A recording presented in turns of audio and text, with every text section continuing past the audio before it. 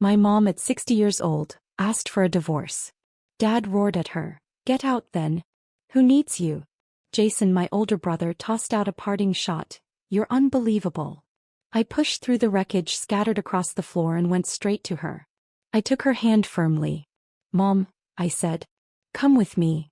When I pushed open the front door, the first thing I saw was a house full of people. Dad was there. Jason too. His wife, Crystal, and Crystal's whole clan. Their parents, her younger brother, were sprawled all over the couches and armchairs, acting like they owned the place. And Mom? She was alone in the kitchen, crouched by the sink, silently scrubbing a mountain of dishes. Her small, tired figure seemed almost swallowed by the mess. As soon as he spotted me, Dad crushed his cigarette into the ashtray and barked. Go talk some sense into your mother.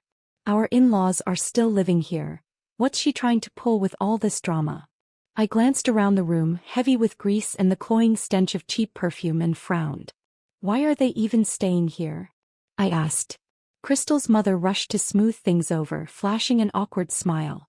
Sweetheart, Crystal's grandma is sick. She's at Allegheny General downtown.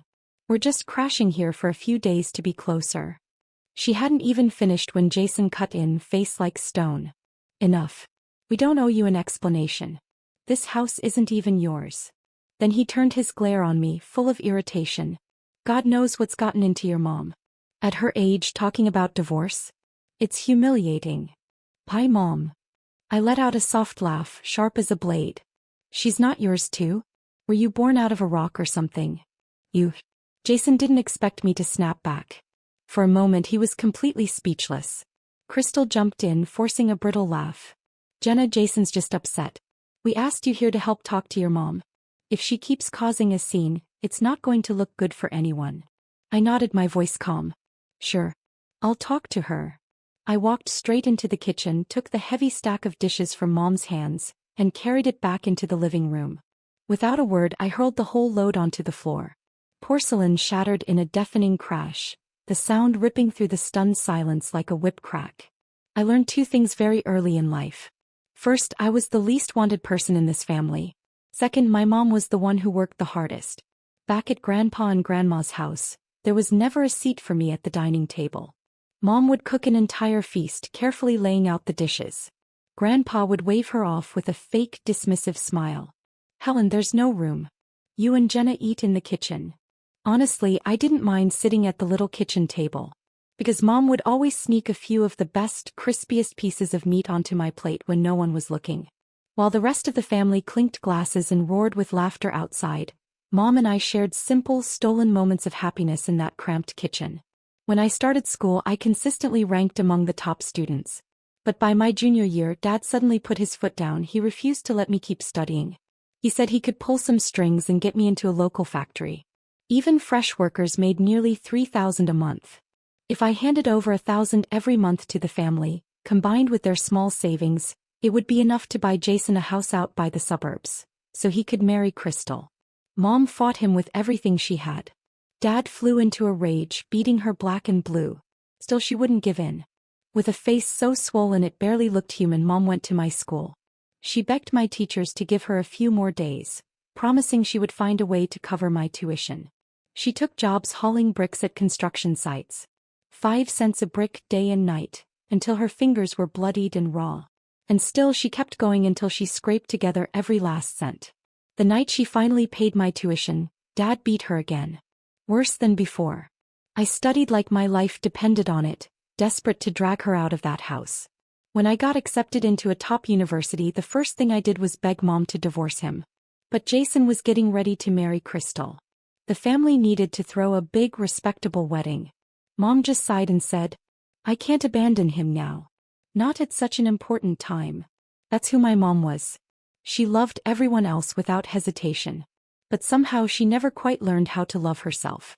After Crystal married into the family, she became even more ruthless, emboldened by the full backing of Dad and Jason. Every meal, she demanded her favorite dishes. If even one was missing, she would throw a tantrum, wailing about how she was being mistreated. If her parents so much as coughed, Mom was expected to brew fresh pots of expensive herbal soup and personally deliver it to Allegheny General Hospital, because otherwise she would be called heartless. Even Crystal's underwear had to be hand-washed by Mom. If Mom dared to use the washing machine, Crystal would accuse her of being disrespectful. Jason never once objected. In his mind, Mom could never do enough to earn the title of a good mother. Dad was even worse, puffing up with pride whenever the in-laws came over, as if showing off his perfect family was a personal achievement. These two, Dad and Jason, loved appearances more than they loved breathing. So when I smashed that stack of dishes across the living room floor, their faces drained of color, flickering between green and ghostly white. Jenna Hartman. Have you lost your damn mind? Jason shot to his feet, ready to charge at me, but his mother-in-law lunged forward and held him back. I curled my lips into a slow, deliberate smile. I'm not losing my mind. I'm helping Mom find hers. If she's divorcing you leeches, why should she keep slaving away for a bunch of parasites? Even a dog wags its tail when it's fed. You people aren't even as decent as a dog. The room fell into a dead, suffocating silence. Crystal's face turned bright red. She finally dropped all pretense, screeching at me with all the rage she could muster. Hearing the commotion, Mom came rushing in from the kitchen, panic written all over her face. As soon as Dad caught sight of her, he exploded like a powder keg. Helen, look at the monster you raised. Mom had always been gentle, never the kind to talk back. She opened her mouth, trembled for a few seconds, then forced out a fragile but steady reply. Richard, I told you. I'm divorcing you. Dad's face twisted with rage. His voice rose to a howl. Get out. Right now. You want to leave? Fine. Get the hell out, I don't give a damn. Everyone on the couches mumbled a few half-hearted attempts to calm things down, not an ounce of sincerity among them. I opened my mouth, ready to fire back, but Mom patted my hand gently, signaling me to hold back. Grinding my teeth, I followed her back into the bedroom. As we shut the door behind us, Jason's voice came sneering from the living room. Ungrateful trash, both of you. A few weeks earlier, I had been tied up with business trips in New York. The workload was crushing and I hadn't checked in with home for days. Now, piecing together Mom's sighs and broken murmurs as she packed her suitcase, I slowly uncovered the hell she had been living through. Crystal's grandmother had a sudden stroke and was admitted to the hospital. Using taking care of Grandma as an excuse, Crystal's parents and younger brother had moved straight into our house. But while they pretended it was about helping Grandma, the reality was crystal clear. It was Mom who cooked their meals. Mom who fed Grandma. Mom who cleaned her bedpans. Mom who bathed her frail body. And after all that, Mom still had to cook and clean for the entire freeloading circus camped out under our roof. Crystal had the nerve to lecture her.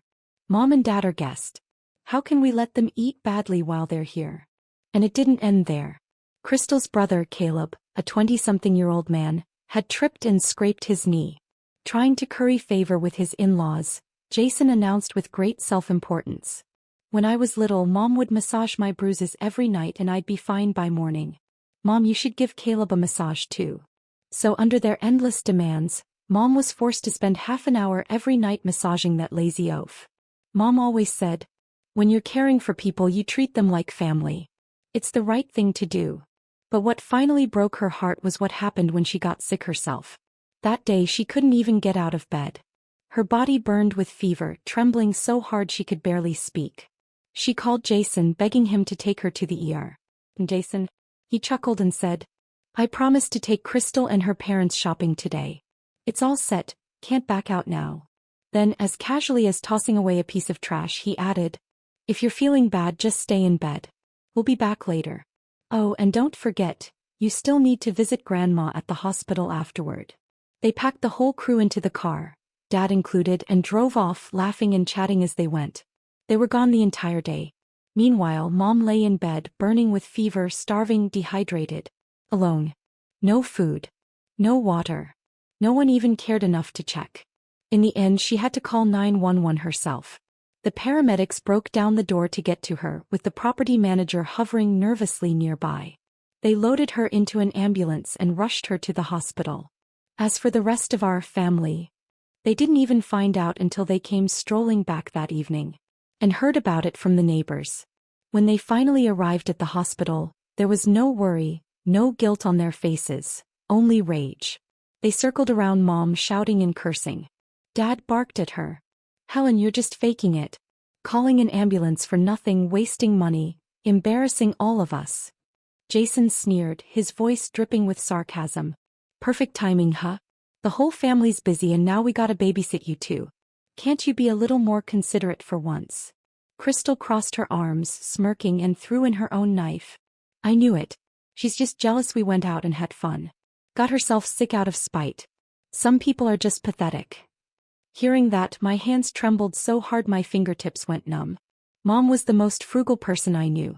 For years, if she ever caught a cold or sprained a wrist, she would grit her teeth and tough it out, refusing to set foot in a hospital unless she was absolutely dying. She must have been in unbearable pain to call 911 on her own. I looked at her frail little figure swaying like a dying leaf in the wind. I blinked hard, trying to force back the tears welling up in my eyes. But they spilled over anyway. Mom, ever so light-hearted, said that Crystal didn't want to catch her bad luck, so she stayed less than 5 minutes before dragging the whole family out of the hospital. It was a complete stranger, an old woman sharing the hospital room, who pitied Mom enough to sneak her an extra bowl of soup. And in that moment Mom realized, in the eyes of these so-called family members, she mattered even less than a stranger. That was when, after a lifetime of swallowing hurt and betrayal, Mom finally allowed herself the thought. It was time to leave. Mom didn't pack much. A lifetime of devotion to that house, and it all fit into a single battered canvas duffel bag. That day she stepped out of her room, carrying her entire life in one hand. Mrs. Evans, Crystal's mother, rushed over with her usual fake smile, trying to snatch the bag away. "Oh dear Helen, what are you doing?" she cooed. "This is all our fault. We should never have moved in and caused trouble between you two. It's a sin, really." She tugged at the bag dramatically, complaining about pulling her back in the process. Crystal's father, Mr. Evans, came barreling toward Mom, looking ready to shove her. I stepped in before he could touch her, shielding Mom behind me. And Dad and Jason, they just stood there in the doorway, hands stuffed in their pockets like they were watching some cheap soap opera. As if the woman being attacked wasn't their wife, their mother. Mom didn't look back once. I kept close to her side as we moved toward the front door. When Mom bent down to change her shoes, Dad finally opened his mouth, his voice rough and cold. "Helen, you step out that door today, don't you dare think about ever coming back to the Hartman family." I straightened up slowly, turned to him and said in an icy voice, "Good. Who the hell would want to?" All the anger I had buried for years boiled over. I pointed straight at Dad, my voice shaking but loud and clear. "You're nothing but a coward. I'll bark at home, but out there? You wouldn't dare open your mouth. You beat Mom because she's the only one you can beat." I turned and jabbed a finger at Jason. "And you? You're nothing but a spineless, bootlicking traitor. You'd sell out your own mother just to suck up to your wife's family. You're not a man, you're a disgrace." I swung toward Crystal, my voice cutting like a knife. "And you, demanding your favorite dishes at every meal like you're some damn princess. Or is it because you grew up starving, that now you treat my house like a charity kitchen?" I turned to Mrs. Evans without hesitation. "Your mother gets sick and my mom has to brew soup, stay up all night, wash her body? What, your whole family dead and buried, huh? I didn't even spare Caleb. A grown man trips over his own 2 feet and my mom has to massage you every night? What's wrong, Caleb? Knocked the sense out of your head? Turned you into a vegetable?" Finally, I glared at Mr. Evans, my voice a whip crack. "And you dare to shove the woman who bent over backwards for your family? You're all leeches. Flesh-eating parasites. Jenna Hartman. You looking to die tonight?" Jason roared, rolling up his sleeves and lunging at me. I pulled a small fruit knife from my pocket, my eyes cold enough to freeze the room. "Come on. Touch me and see who hits the floor first." Crystal screamed, throwing herself at Jason and clinging to his arm. I glanced around at the pack of them, then said, steady and deadly calm, "I'll have a lawyer draft the divorce papers. I'll deliver them myself. From this moment on, whether you live or die, you have nothing to do with me or Mom." Without waiting for another word, I grabbed Mom's old canvas bag in one hand, took her hand in the other, and walked straight out of that house that felt more like a prison than a home. "Mom," I said quietly, "let's go home. Last year I quietly bought a small 2-bedroom condo downtown. I didn't tell anyone. The day I brought Mom to our new home, she unpacked her things carefully, her hands trembling slightly, still filled with unease. She looked up at me, her voice tinged with a scolding tone. Jenna, why did you pull a knife out back there? What if you had hurt yourself? Promise me you'll never be that reckless again. I sat down beside her, wrapping my arms gently around her frail shoulders. Softly I said, because I made up my mind, Mom. I was going to get you out, just like you once pulled me out of that hellhole with a knife in your hand. It happened the year I got my college acceptance letter. Grandpa and Grandma had, out of nowhere, invited us back to the old family house in rural Pennsylvania, saying they wanted to celebrate. But the moment we stepped in, I smelled a trap. Turns out, behind our backs they had already sold off my freedom. They heard girls once they went to college never really came back home. So together with Dad and Jason they struck a secret deal. They accepted $15,000 from a local thug's family as a wedding gift. All they needed was a sham wedding banquet, a meal, some liquor, and I would be married off before I could even pack my bags. When I realized what was happening, I kicked the dining table over and tried to run. But I was outnumbered and quickly dragged back. The thug's mother shouted, "Grab her. Haul her off. Once it's done, nobody can say a word about it." They stuffed a dirty rag into my mouth, bound my hands and feet, and threw me over the thug's shoulder like a sack of grain. Just as despair swallowed me whole, Mom came crashing in. Hair disheveled, eyes blazing, wielding a rusty sickle she must have snatched from somewhere. I dare you to lay a single hand on my daughter." She swung that sickle wildly, no technique, just raw, desperate force with every strike. The room froze in shock. In that moment, the woman who had spent her life bent over from years of heavy labor stood taller than mountains, stronger than the sky itself. Grandpa and Grandma panicked, crying and threatening suicide, trying to blackmail her into backing down. But Mom didn't waver. She called the police. Dad and the thug were arrested on the spot and held for 2 weeks. Before I left, terrified they might come after me again, Mom shoved what little savings she had into my hands. "Jenna," she whispered, "Mom's useless. But take this money and go live a good life. Don't ever come back to this godforsaken place." Tears blurred my vision as I begged her to come with me. But she refused no matter how much I pleaded. I carried resentment for a long time. Resented her for being stubborn. For being trapped by tradition. For not running when she had the chance. But as I grew older I understood. It wasn't stupidity. It wasn't weakness. She had been born into a cage she never even knew existed. She had never seen the vast, brilliant world beyond her tiny patch of sky. Yet somehow, out of sheer love, she had torn through the iron bars of everything she had ever been taught. And fought with everything she had to save me. That was her rebellion. Her greatest act of courage. The day after Mom moved into my new place, the landline rang. It was Uncle Bob. The moment she picked up, the verbal assault came crashing through the receiver. "Helen, aren't you ashamed of yourself? Running off with that ungrateful daughter of yours while Richard and Jason almost starved to death at home? Your husband is the only one you can truly count on. Jenna. She'll get married and leave you soon enough. You'll come crawling back to the Hartman family eventually. Listen to me. Go home, apologize, and let's forget this nonsense before you embarrass yourself any further." Mom huddled in the corner of the couch, clutching the phone, her eyes darting around like a trapped animal. She tried to explain, her voice so small it was barely a whisper. On the other end, Uncle Bob laughed coldly. "This is nothing, Helen. Jason's in-laws hardly ever visit. It's normal to treat them well. And about you getting sick. Come on, what are the odds you happened to collapse right when the family was busy? Sounds like someone's just being a little too dramatic." He finished with, "If your son can keep his wife happy, that's what really matters. That's how families stay together, isn't it?" I watched Mom's face fall, her last flicker of hope extinguishing. Maybe when the phone rang she had still clung to a sliver of hope. That someone, anyone in the family, might actually stand up for her. But she was wrong. Grandpa and Grandma had passed away long ago. And Uncle Bob only lived by one rule. Suffering doesn't count for much. Just suck it up. I snatched the phone out of Mom's hand. My voice was low and ice cold. "Uncle Bob, this is Jenna." The line went dead silent. I didn't wait for him to speak. I kept my voice steady, slicing through the quiet like a blade. "First, she's your sister. Your only living family. You should remember that. Second, I'm not planning to marry anytime soon. And when I do, I'll never marry into a family that disrespects my mother. Third, my father and brother are fully grown adults. If they're starving, it's not because they're helpless, it's because they're worthless. If they die from it, well, may God have mercy on them. There was a long, awkward pause. Finally, Uncle Bob stammered. Jenna, you must have misunderstood what I meant.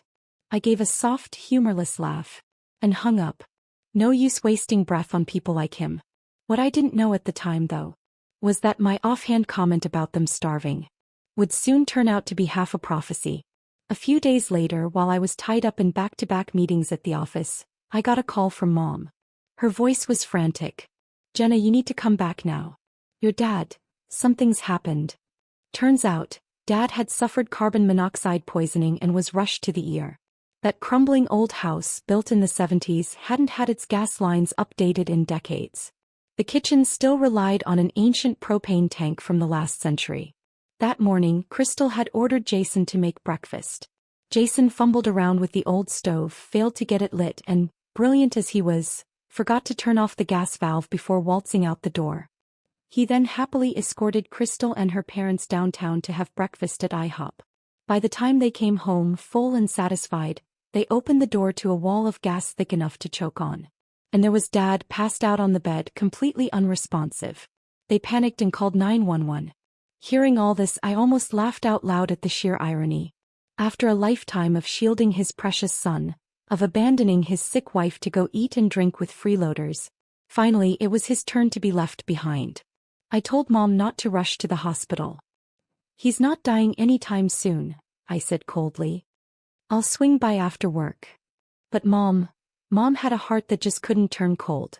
By the time I arrived at the hospital, this is what I walked into. In the hospital room, Mom was bent over, scrubbing vomit off the floor with an old, frayed rag. And Crystal? She was lounging in a chair nearby, legs crossed, scrolling through her phone and picking at her nails. Jason, nowhere to be found. I shoved the door open so hard it slammed against the wall with a deafening bang. Crystal lazily lifted her eyes from her phone, looked me up and down and smirked. Weren't you the one who said it didn't matter to you whether he lived or died? She sneered. Funny how you're back here now. Her voice sliced through the air like a rusty blade, grating and vile. She tossed a mocking glance toward Mom, her smirk deepening. Mom's hand, still clutching the rag, froze mid-scrub. Her knuckles turned white. I pulled out a stack of papers from my bag and held them up with a flick of my wrist. Mom's only here to finish the last bit of duty she owes as a wife, I said, my voice sharp. And me? I'm here to deliver the divorce papers to Dad. Crystal shot out of her chair, eyes wide with shock. On the hospital bed, Dad blinked awake, his pupils dilated, a low, panicked moan escaping his lips. Crystal lunged and tried to snatch the papers from my hand. I shrugged casually. Go ahead. Tear it up. I've got copies. Mom quietly gathered up the dirty rag, rinsed it out at the sink and straightened her back. Without another word, we walked out of the room together. Head held high. She was wearing the new clothes I had bought her, extra small size. Yet even then they hung loosely off her frail frame. At the end of the hallway, Mom whispered, Jason said your dad's not doing well. And look at those people. None of them can take care of him. If I didn't show up, he might not have made it. A ball of fire rose in my chest, burning so hot it made my vision swim. I almost laughed from how furious I was. You still feel sorry for him? I hissed, my voice shaking. I jabbed a finger back toward the room we had just left. When you were lying sick in bed, who checked on you? Who brought you so much as a cup of water? I lay awake at night thinking about it, and it tore me up inside. And they blamed you. They used you. Not once did they do a damn thing that resembled love. My sudden explosion startled Mom so badly she flinched. I knew she was struggling inside. Ever since she moved out of that house, she had been fighting an invisible war against everything she had been raised to believe. In her bones, she was still the woman molded by old traditions. The woman who thought if you just endured long enough, peace would eventually return. If it hadn't been for the brutal wake-up call at the hospital, she might have stayed trapped forever. But now, how long could that awakening really last? Good-hearted people like her, they always forgave too easily. Time would dull the wounds. She would start to remember only the tiny scraps of kindness, and forget the mountain of cruelty. And then she would soften. Turn back. fall right back into the same trap. But why? Why the hell should she? I reached out and gently rolled up Mom's sleeve. There on her forearm was a scar. Pale, sunken, brutally vivid under the dim hospital hallway lights. It was an old wound, but it screamed louder than any words could. Dad had done that to her, with a kitchen knife. I was just a kid then. Dad had lost himself in gambling, sinking night after night at the poker tables with the town's worst drunks. He hit a bad losing streak. Someone big-mouthed and cruel joked. Men with daughters always lose. Girls are born owing debts. Dad drank himself into a blind rage. That night he stumbled home reeking of whiskey and fury and went berserk. He grabbed a knife, staggered toward me, slurring, "You're the cursed thing that's ruined my luck." I ran, scrambling across the yard, arms flailing, lungs tearing from screaming. But I couldn't outrun him. Mom came home just then. She didn't even stop to take off her shoes. Seeing Dad lunging after me, she hurled herself at him with bare hands, grabbing for the knife, fighting him with everything she had. In the struggle, the blade slashed across her arm. It wasn't until blood stained the floor that Grandpa and Grandma lazily wandered over to break up the fight. They didn't take Mom to the hospital. They called some local quack to come stitch her up in the living room. While he was at it, he dabbed some antiseptic on my palms, where two deep, jagged scars still cross each other to this day. I opened my hand, letting her see the old, angry marks. "Mom," I whispered, my voice shaking, "you might have forgotten, but I haven't. I haven't forgotten the night Dad tried to hurt me. I haven't forgotten how Grandpa and Grandma tried to sell me off. I haven't forgotten how the two of us scraped and clawed our way through hell in that house." Mom's eyes flooded with tears, welling so fast she couldn't blink them away. "Jenna," she choked out, "the day I sent you off to college I told you to run as far away as you could. To never look back. Why didn't you listen?" I broke. The words ripped from me like a dam bursting. "It's not because I didn't listen." Huge tears splattered onto the floor. "It's because you saved me, Mom. You pulled me out of the filth of the Hartman house. And my voice cracked into pieces. "I just wanted to save you too." "But why?" I screamed, raw and furious. "Why, when I laid the ladder right in front of you? Why do you still want to jump back into the damn mud?" Mom's eyes glittered with turmoil. Our stares clashed midair, sharp, silent, vicious. Finally, he broke. With trembling hands she reached for the divorce papers. And signed her name. But I knew. It wasn't just my screaming and crying that forced her hand. It was what I had shown her. The evidence. All these years. While I was away at college, while I was trying to build a life. Dad and Jason had been blackmailing me step by step, year after year. They had stolen my contact information from Mom. And then came the texts, the emails. Sick. Need money. Bills unpaid? Need money. Buying a house. Need money. At first I thought they were just bluffing. Until the day they sent me a photo. Mom's face, battered and broken, her eyes split open, her cheeks swollen purple. That's when I realized. They weren't just bluffing. They were monsters.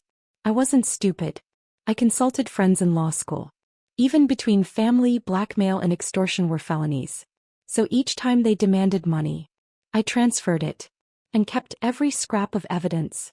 Screenshots, bank receipts, photos, texts. All carefully filed and dated. I watched their crimes pile up. From minor misdemeanors. To charges heavy enough to lock them away for 5 to 15 years. If I wanted to, I could send them to prison tomorrow. But I didn't. Because I knew. If Mom still held even a shred of attachment to the Hartman family, even if I threw those men behind bars, she wouldn't be free. She wouldn't be happy. So I swallowed my pride. I let the blackmail continue. I let them bleed me dry. All for this moment. The moment Mom finally, truly, gave up. God must have finally opened his eyes. After the gas poisoning, Dad was left partially paralyzed. At first Jason and the others grudgingly paid some of the hospital bills and brought him home. But let's be honest, every second of it they resented him. At the beginning Jason made a half-hearted show of wiping Dad down, spoon-feeding him. But a paralyzed patient, unable to control his bowels or move on his own, quickly became more than an inconvenience. Crystal hated the smell, hated the mess, hated the embarrassment. It didn't take long for Jason's life to turn into a living hell. Soon enough he cracked. He started calling, begging Mom to come back. On the phone, Jason sobbed and blubbered. Mom, it was all my fault before. I didn't know any better. I shouldn't have always taken Crystal's side. If you come home, I'll get down on my knees and apologize, I swear. Hearing his crocodile tears made my stomach turn. But Mom hesitated. She looked at me, her eyes shifting, wavering. I leaned close, mouthing two words. Severance. Money. I didn't give her time to second-guess herself. That very day I pulled some strings and found her a job. Fast. She became a senior household assistant for a family in our neighborhood. Salary, $4,000 a month. Excellent benefits. Home every night to sleep in her own bed. Mom had never even dreamed she could earn that kind of money. She threw herself into the work, doting on the family like they were royalty. And little by little she changed. She walked taller. Her eyes sparkled again. But just to make sure her heart wouldn't soften, I tweaked the terms of her employment contract a little. I told her, there's a penalty clause. If you quit, you owe 10 months' salary, around $40,000. Mom's face drained of color. She nearly burst into tears from panic. Jenna, I can't afford that. I could never pay it back. I patted her hand gently, reassuring her. Don't worry. As long as you don't quit, you'll be fine. Then I deliberately added, unless, of course, you're thinking about going back to the Hartman house, to serve the bloodsuckers again? Mom stammered, head bowed, unable to look me in the eye. I sighed, feigning heartbreak. If you really want to go back, I won't stop you. Worst case, I'll just let them keep blackmailing me. Worst case, I'll cover your penalty fee myself. Mom's eyes filled with tears. She clutched my hand tightly, almost swearing an oath. Jenna, I'll never drag you down again. Stay. I'll work hard. We'll live our own life, just the two of us. With people like Mom, words weren't enough. You had to anchor the consequences deep in their hearts. Make them understand there was no turning back. Now, every time she thought about that $40,000 penalty, no matter how soft her heart might get, she would never ever think about going back. Meanwhile, Jason was losing his mind. He screamed into the phone, cursing and spitting insults. But I calmly ended the call. Then blocked every Hartman relative from Mom's contacts. When Jason realized he couldn't reach Mom anymore, he got desperate. He started staking out my office building. One lunch break, I stood at the 25th floor's glass wall looking down. There he was, pacing like a caged rat outside the front doors. I deliberately skipped the underground garage and walked straight out the main entrance. Let him catch me. Jason spotted me instantly and dragged me into a side alley, his voice a low, furious growl. Jenna Hartman. Where the hell are you hiding, Mom? I slung my backpack over my shoulder and answered lazily. I'm not hiding her. Mom's busy working. That's why she doesn't have time to take your calls. Working? Jason snorted with contempt. A housewife with no education, no experience. What kind of job could she possibly have? Don't feed me that crap. Then he switched gears, barked orders like he had every right to. Tell her to get her ass back here and take care of Dad. I can't do this for another damn day. I looked him up and down. The scruffy beard, the bloodshot eyes, the stained shirt. He looked like a washed-up drifter. I couldn't help but laugh. Mom's a senior household assistant now, I said casually. $4,000 a month.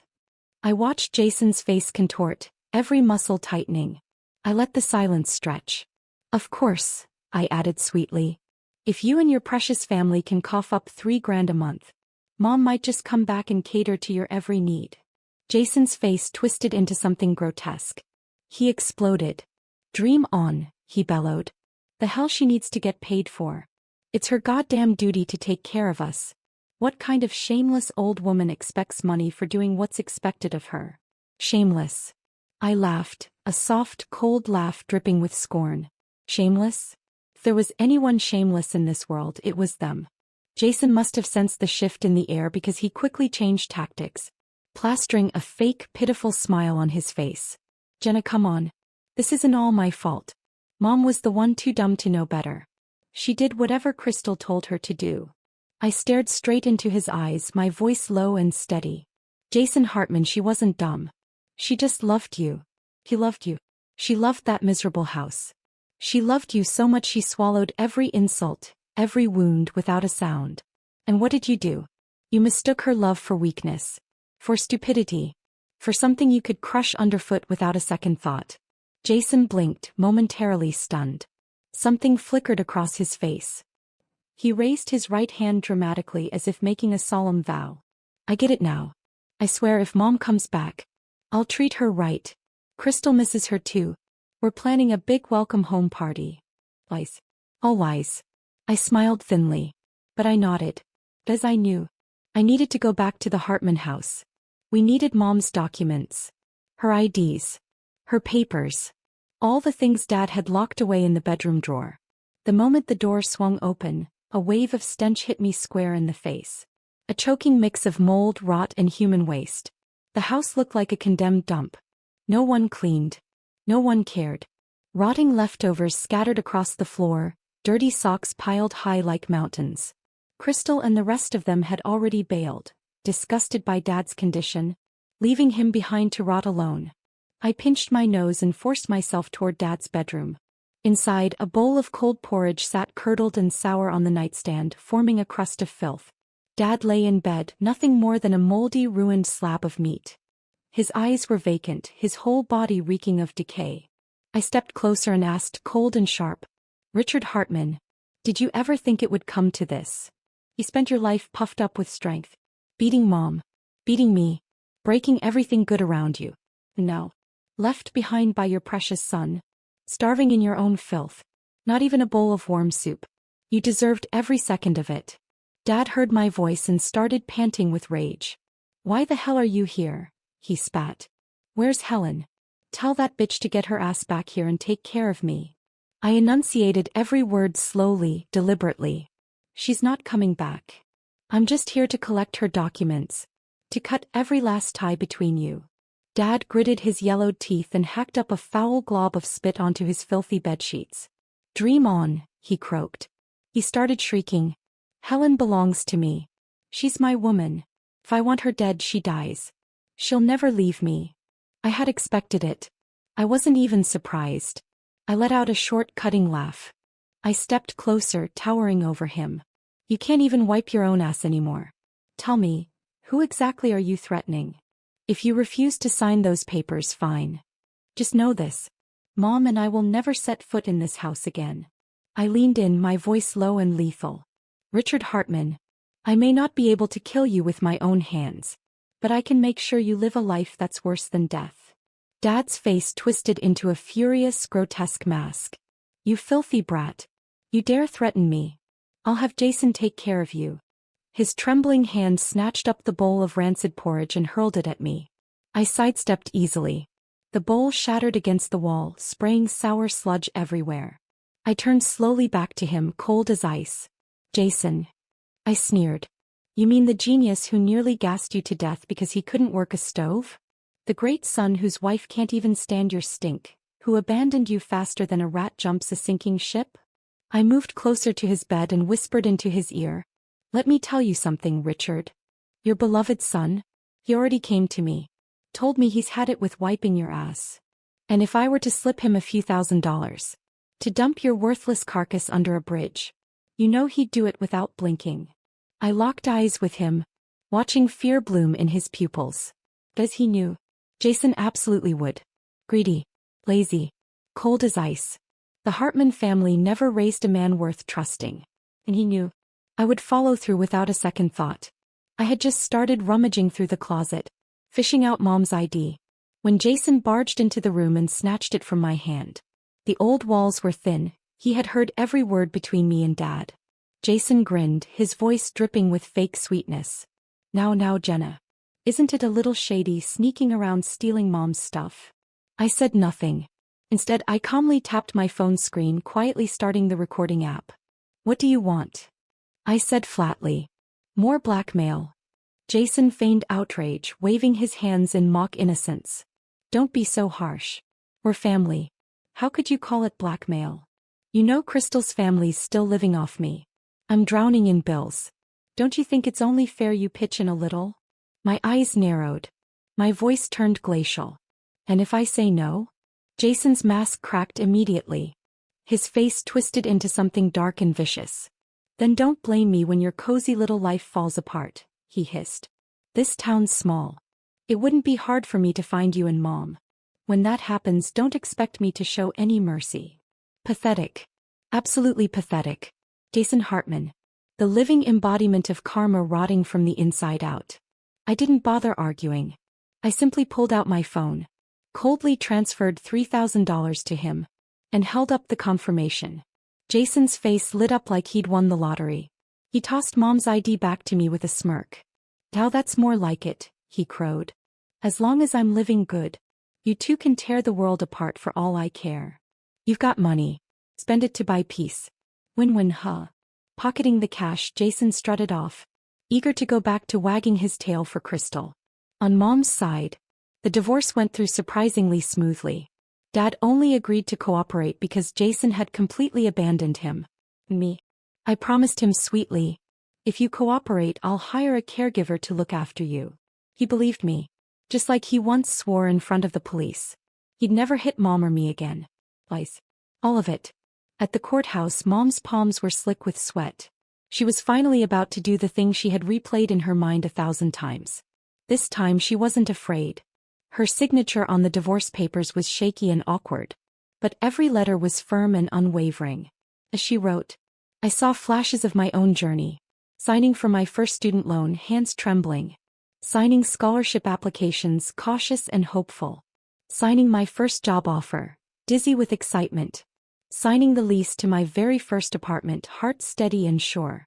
Step by step, I had clawed my way from the mud into a life that finally blossomed. And today, I was pulling Mom out of the same swamp. Dad said nothing throughout the entire process. Every so often he lifted his head, glancing at Mom in her clean, crisp clothes, then down at his own decaying, broken body. The male pride that once filled the house like a thick, poisonous fog was now shattered, crumbled into dust. When the paperwork was finished, Mom went to the restroom. Dad had the new caregiver will him closer to me. He lowered his voice, thick with false humility. Jenna, I wronged you too. I admit it. You still hiring a caregiver for me. Dad's really grateful. Only now, after everything, did he dare mutter an apology? And what good was it? Would one dried-up apology erase decades of blood, bruises, and terror? Worse. He wasn't sorry. He was just desperate. Jason had long since disappeared with the money he scammed. Dad had no one left but me. I smiled sweetly, warm as a summer breeze. No worries, Dad. It's the least I can do. The caregiver would only stay for a week. After that, Dad and Jason would be rotting behind bars together. Everything was already set. Mom's new life had quietly begun. Her employers owned a winter vacation house in California. Every year they moved there for the season. And they loved Mom so much they wanted to bring her along with double pay. The day after the divorce was finalized, Mom laced up the new sneakers I had picked for her, grabbed her lightweight suitcase, and boarded a flight to sunny California with her employer's family. That same day, I filed a lawsuit. I officially charged Richard and Jason Hartman with extortion. I remembered Mom's teary whisper on divorce day. After all these years with your dad, seeing him like that, it still hurts a little. She ever found out that it was me who sent Dad and Jason to prison, she'd probably be even sadder. But I never explained. I never blamed her. As I understood, blaming someone's weakness on a lack of strength is cruel.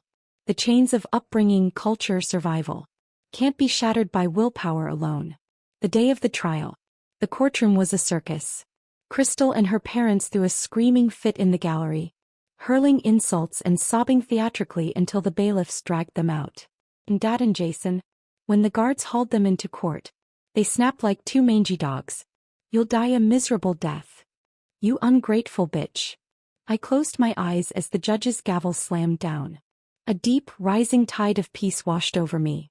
The final verdict. Jason Hartman, 5 years. Richard Hartman, 13 years. Finally, the nightmare of decades was over. Walking out of the courthouse, the sky blazed with orange twilight. My phone buzzed. It was a photo from Mom sent from California. She stood by the ocean at sunset, draped in a white shawl, arms spread wide to the salty breeze. The golden light bathed her, and for the first time, she looked as if she had sprouted wings. The woman who had once been bent and broken by years of cruelty was finally standing tall, stronger than ever. The wind roared wild and free around her. And so were we. Finally, free.